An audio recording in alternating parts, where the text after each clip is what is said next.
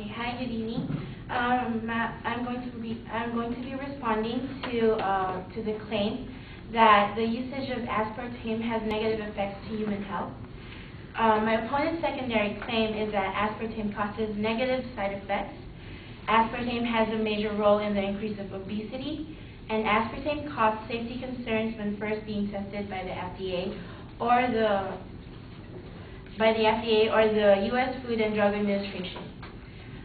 For my response on his first secondary claim that aspartame causes many negative side effects, I would like to challenge his evidence that he did not show any statistical evidence that proves how much people have experienced these negative side effects, and also on his evidence upon the side effects of aspartame is very one-sided, especially the source in which he got the information, because it basically just lists the side effects and it does not really show any evidence that people have actually experienced these kinds of effects. I would also like to challenge his reasoning, because the speaker is trying to explain in his main point that excessive levels of phenylalanine is harmful. However, according to the FDA or U.S. Food and Drug Administration, phenylalanine is one of the essential amino acids, meaning that humans must get it from their diet. It is used in the body for the synthesis of tyrosine and several neurotransmitters. As for my counterclaim, in his claim he talks about dizziness, drowsiness, confusion, and migraines, and a lot more of negative side effects. However, with the information that I found from the Department of Health, they reported that the percent of complaints submitted to the FDA on dizziness is only 7.5% among the people who are taking aspartame. Vomiting or nausea is only 6.6%. Change in vision is only 3.7%. Fatigue or weakness is only 3%. And oral sensory changes is reported to be only 1.1%. As we will see in these statistics, the percent of complaints is not high enough to claim that aspartame is the main suspect for these symptoms, according to the Department of Health and Human Services. For my response on his secondary claim, aspartame has a major role in the increase of obesity. I would like to challenge his evidence, because the claim has major role in the increase of obesity is a bit unreliable, especially in terms that in this section it is mostly about how people consume, not about how aspartame does increase obesity. The author basically is claiming that the consumption of aspartame requires a lot of energy to break the chemical down, and it's it's a little bit confusing on how he basically stated his major claim. For my counterclaim, I would say that the author in this claim does not provide a viable argument in terms of how aspartame has a major role in obesity, because the FDA itself has claimed that there is little or no substantive data suggesting that aspartame may adversely rather than positively affect obesity in consumers. For my last response on his last secondary claim, he claimed that aspartame caused safety concerns when first was being tested by the FDA. I challenge his evidence because of how the FDA caused safety concerns, when it actually just explains that aspartame's approval was put on hold because of safety concerns, but it does not go into deeper explanation as to why it was put on hold. Also, the source does not seem reliable enough in terms of how it looks like someone could have just made the website, and it does not even mention the author's name.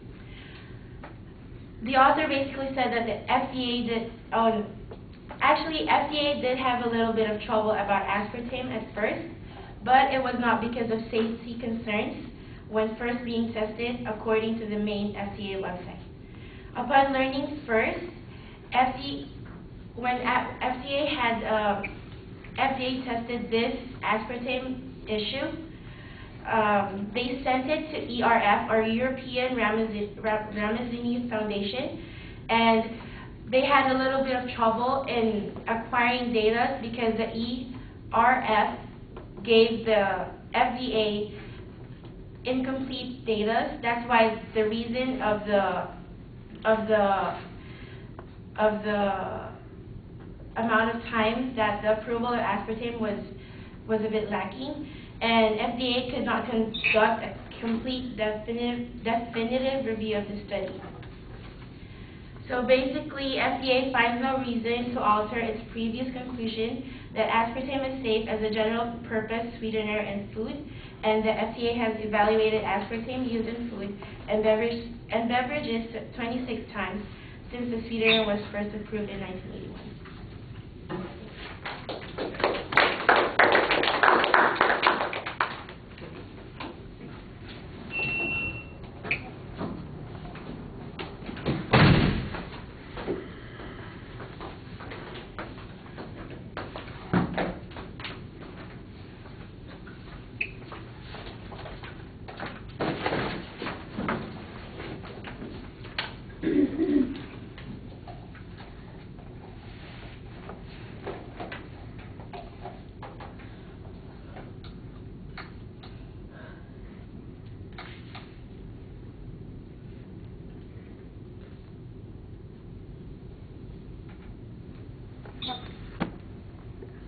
Right, structurally everything is pretty sound.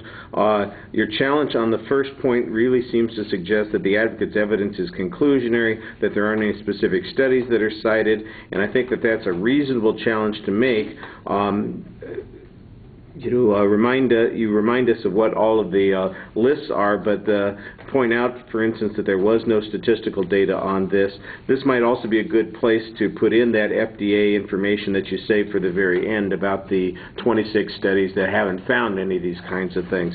Now, on the second point, well, I guess it's still on that first point. You're talking about the amino acid, and it seems like this is a big part of the advocate's first point, and you're suggesting that this is an essential amino acid, and so this whole process is something that's natural and necessary, not something to be worried about.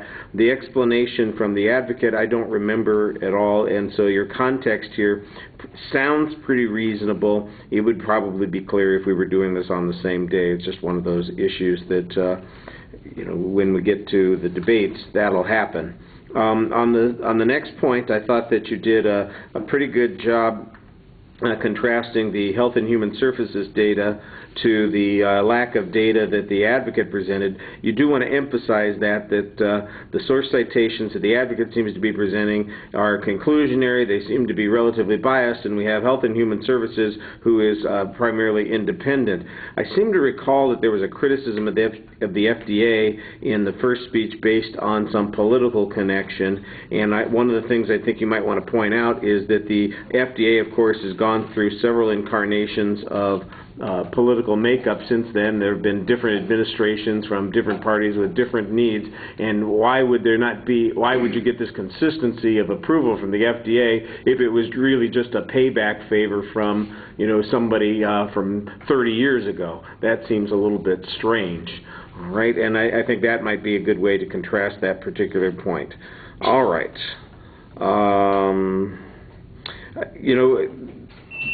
Yeah, that's fine. That's fine. All right. Thank you.